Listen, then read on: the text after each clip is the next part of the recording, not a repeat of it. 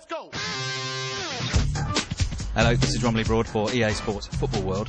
I'm standing outside EA's UK head office, where all day FIFA 10 producers have been talking to the UK press. We've been here all day and been completely ignored, so we're standing outside waiting to catch David Rutter, the senior producer on the Xbox 360 and PS3 version.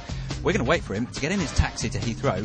We're going to jump in the car and we're going to talk to him whether he wants to or not. Dave, I'll put it all in the car for you. Can we have a word? Do you mind? Sure. Let's get in the car. Can we do that? Come on, get in the car. Sorry about this, Dave. This is probably the only point in time that you've actually got to relax during the whole day. Yeah, it's been pretty insane. So I'm about to fly out to Munich. Kind of talking about our messaging. If it was about responding to feedback, then you're the man that has the people's vote, because you're like the football world dude. The football world dude. Now, actually, getting on topic, I suppose we ought to do that. We had a bunch of our community guys here along with the press today, and they're the same guys who joined us over in Vancouver a few weeks ago.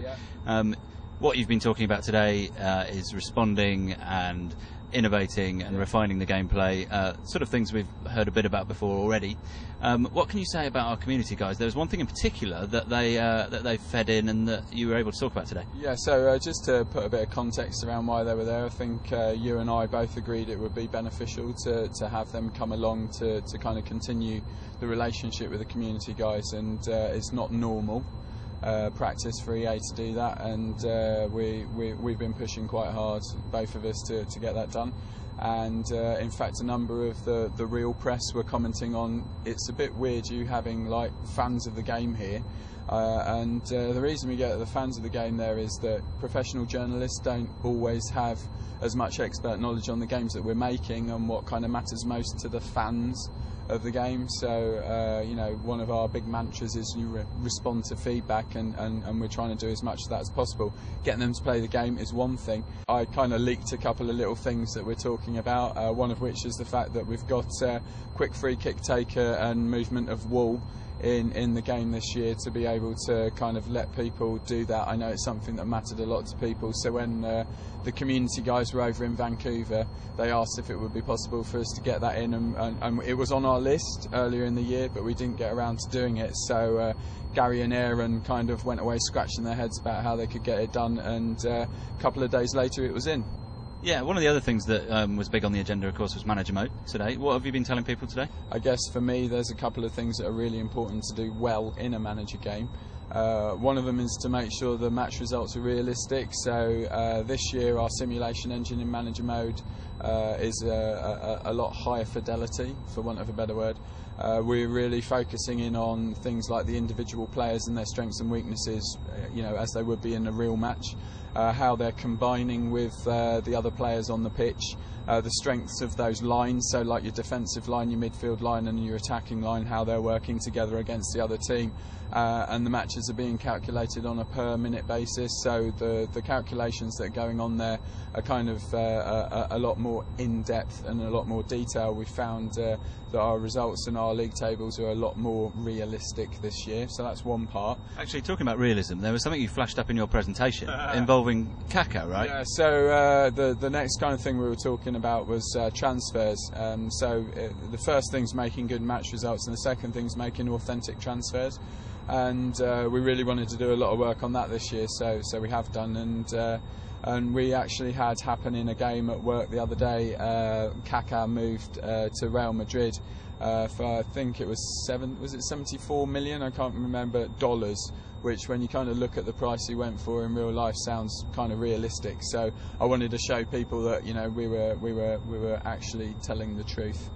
And then the last part really for Manager Mode is player development. So signing a young nipper for your squad shouldn't necessarily mean that he's going to turn into a superstar every time, which with the correct level of investment in FIFA 09 you would always get.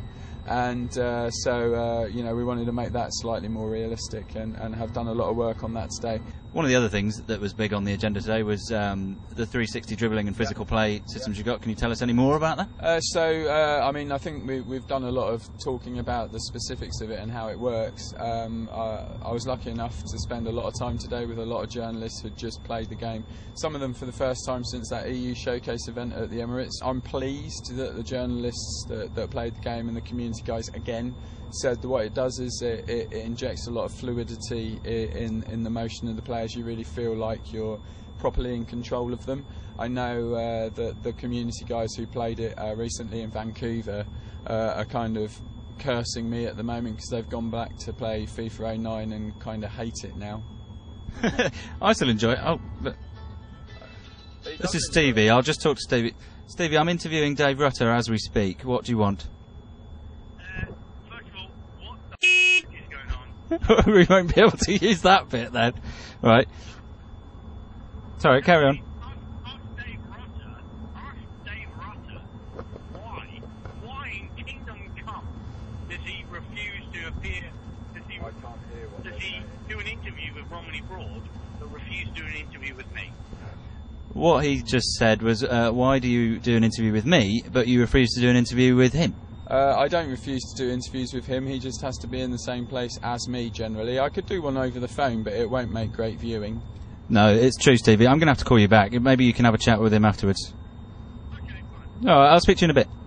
Okay, mate. All right, bye. Bye.